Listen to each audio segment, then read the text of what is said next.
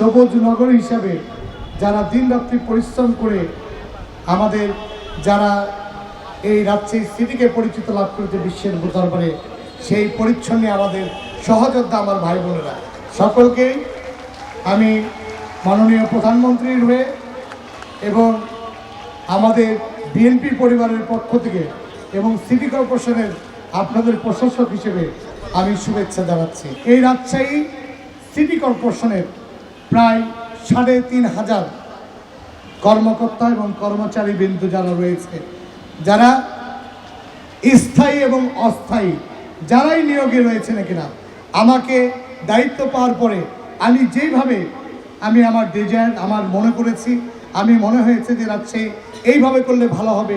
আমি আমার এখানে কর্মকর্তারা রয়েছে, আমাদের কর্মকর্তা বিন্দুরা রয়েছে, সবাই আমাকে আন্তরিকভাবে তারা সহযোগিতা করেছে, সেই জন্য আমি তাদের প্রতি কৃতজ্ঞতা জানাই।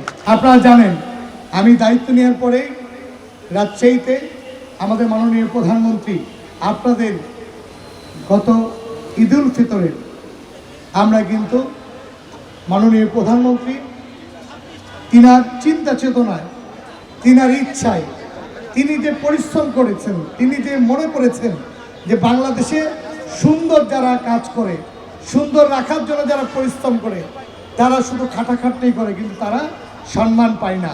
কিন্তু আপনাদেরকে মাননীয় প্রধানমন্ত্রী সম্মান করার জন্য প্রত্যেক ঈদে কিন্তু তিনি আজকে ব্যবস্থা করেছে আপনাদের প্রত্যেকটি পরিচ্ছন্ন কর্মীর জন্য ৫,০০০ টাকা করে তিনি এইবারও আপনাদের জন্য সেই অনুদান পাঠিয়েছে।